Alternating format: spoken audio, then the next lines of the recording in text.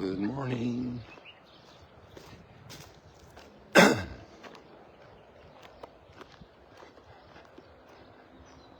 Big cloud there.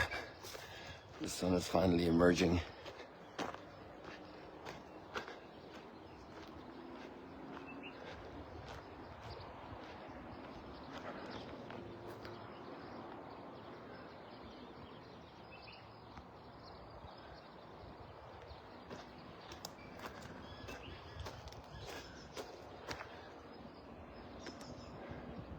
There we are.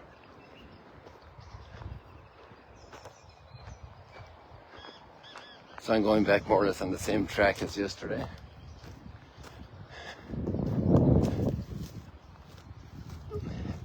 We might get a little further north today.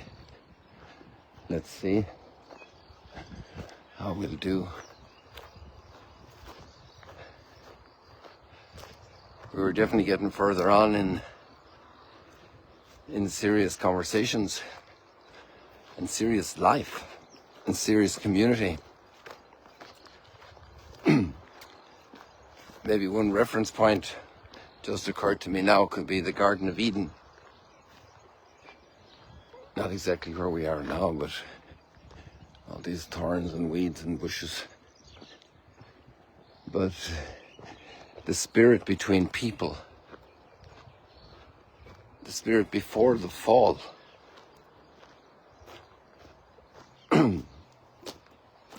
before the division. I think we looked at these yesterday. And we're almost at our little ford here.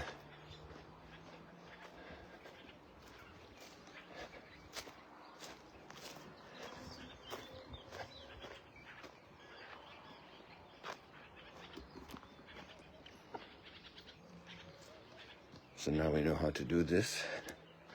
I think you're a little experienced. I don't know if I make a big leap across here. Oops. Oops. Are you okay? Nobody fell.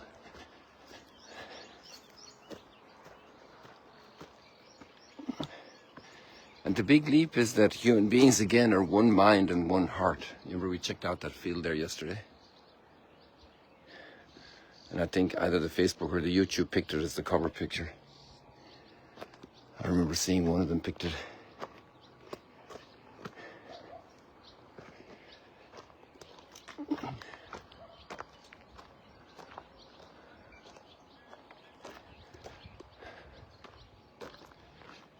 To be one mind and one heart. Every family wants that.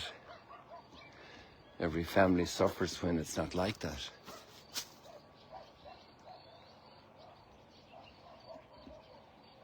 To be all in the same direction in the sense of pulling together. Because there's a load in life to carry. And if you have people pulling against each other, it becomes quite difficult. And that doesn't mean that there are different viewpoints and different angles, different perspectives. But it really is beautiful to taste a little of being one mind and one heart. In a company, in a workplace.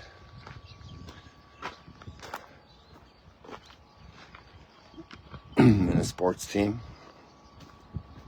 In a political party.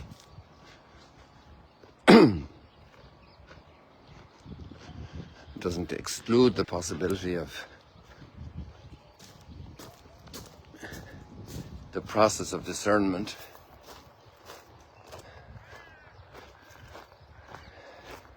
The recognition that there are some values that may be challenging to reconcile.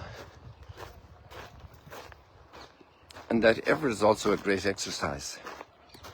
But one of the things about this community is that they are souled, S-O-U-L.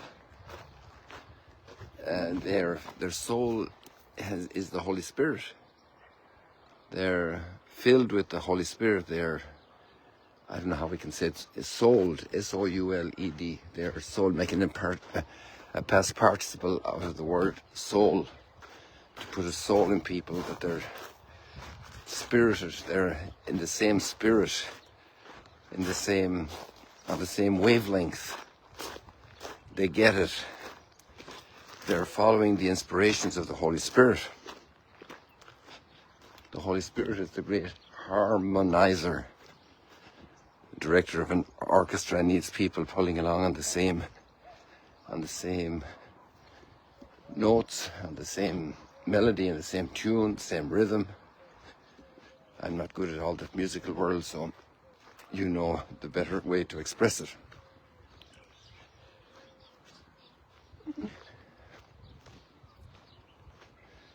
And we all know pretty well from various arenas the damage that disunity causes for a common cause, even for the good of humanity. And the challenge it is to help people to get on the same page.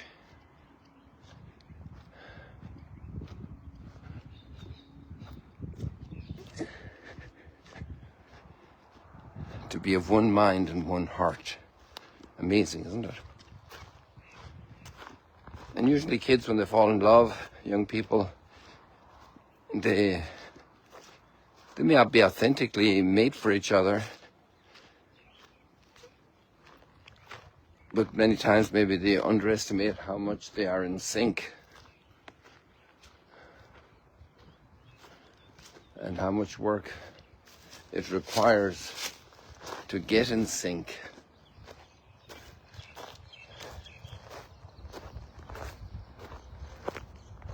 And then conflicts arise over different things, different attitudes, different priorities,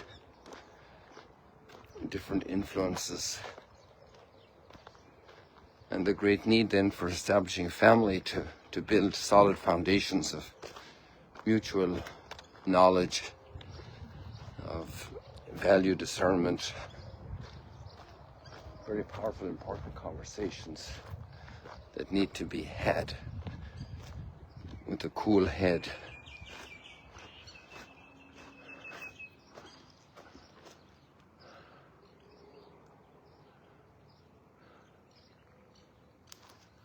There we have the southern cliffs of Arbel.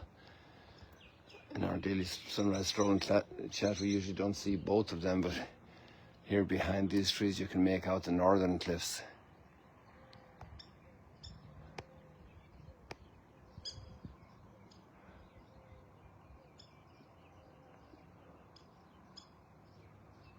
And then we can swing all the way down to the southern cliffs.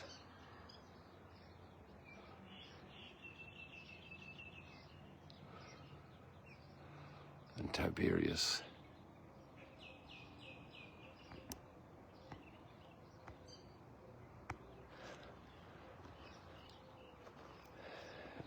And the prayer, we've often prayed for unity, a good prayer for families to do, because by praying for unity, we recognize that we need the gift of unity as well. It's a work and process into which we all contribute, and it's a gift from on high to pray for unity.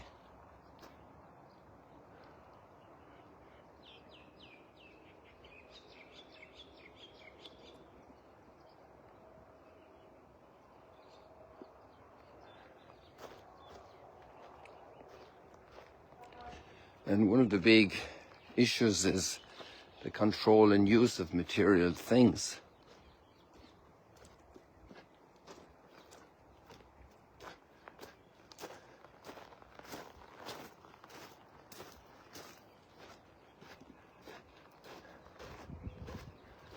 And here in Israel, the country started with primarily one of the big injections of will was the kibbutz movement, all the different kibbutz villages living together with common ownership, an idea that had been formulated through the Marxist system, the communist system, to have everything in common.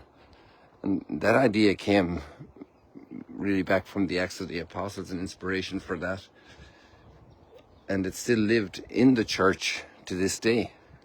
The kibbutz movement has been deeply transformed, where there's much more private ownership, adaptations of it with the moshav, and the villages and so on, where there's private ownership.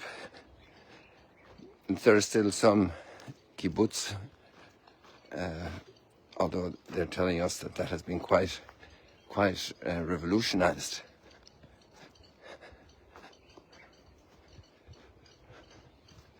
And yet in the church we have flourishing communities where the individuals don't own the properties, the houses, the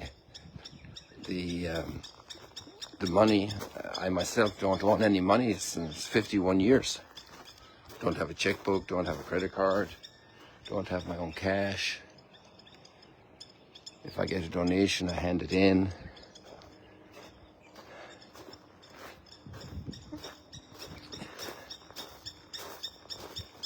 Community life isn't always 100% easy and plain sailing in that area. There has to be accountability and shared purpose and community treatment of all these issues. But the ideal is there, and a great effort by many communities to live in this way.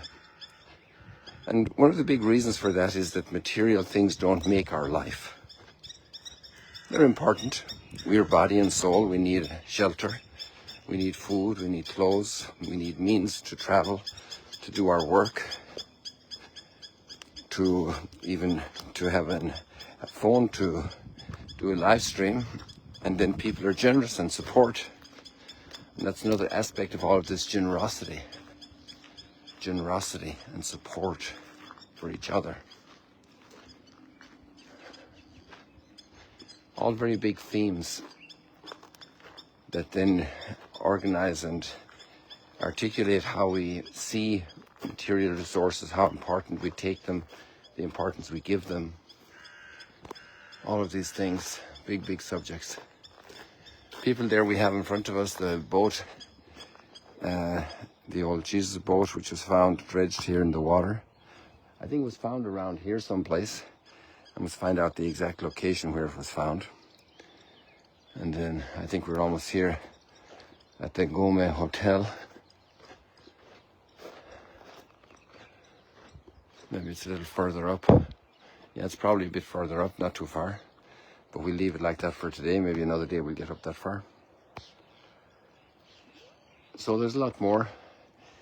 And the key component of all of this is to be moved by the Holy Spirit. And the conversation goes on with Nicodemus about being born again. And about the role of the Holy Spirit, which we don't control, which blows where it wills, which inspires us and inspires people to change and adjust their lives and rebuild their lives and harmonize their lives with others. People, God bless you. See you later, alligators.